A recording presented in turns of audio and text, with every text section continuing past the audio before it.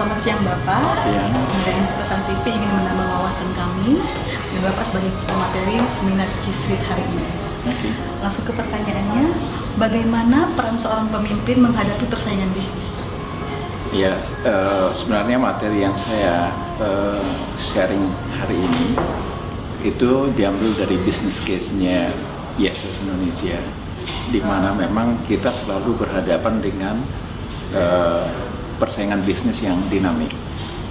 Tahun ini mungkin lebih istimewa lagi karena kebetulan di Indonesia ada perubahan pimpinan.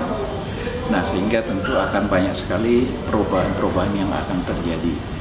Tetapi bagaimana seorang pemimpin untuk mensiasati perubahan yang terjadi di sekeliling, maka yang pertama kalau menurut saya karena bisnis ini adalah hasil daripada pekerjaan dari tim di dalam perusahaan, maka seorang pemimpin tidak boleh lepas fokusnya terhadap tim, terhadap karyawan.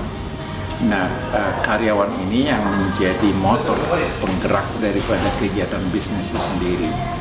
Sehingga fokus terhadap karyawan harus menjadi prioritas utama.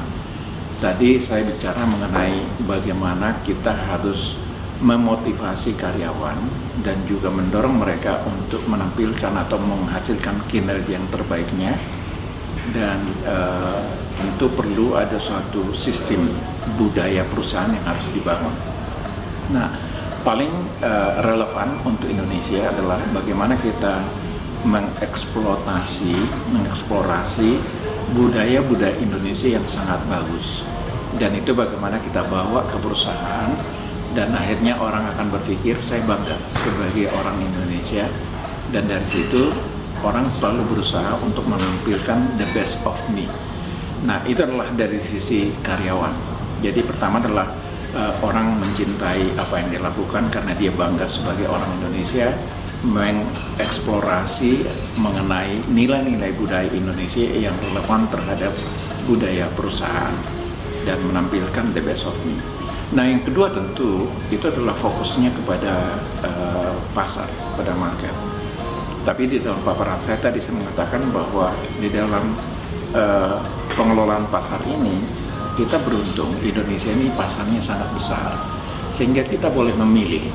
Nah, dalam memilih inilah yang tadi saya cerita mengenai bagaimana kita menciptakan our own battlefield. Jadi jangan berperang di battlefield yang diciptakan oleh orang lain, tetapi kita menciptakan battlefield di mana orang lain harus ikut berperang di dalam pasar yang kita ciptakan.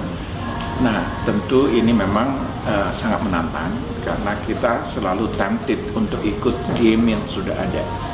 Tetapi yang saya katakan adalah jangan ikut game yang ada, kita ciptakan battlefield yang baru. Saya kira dua hal ini kalau bisa dikelola dengan baik, maka seorang pemimpin mestinya berhasil untuk bisa membawa suatu perusahaan dan suatu tim menjadi yang terbaik di dalam market. Kira-kira itu mungkin.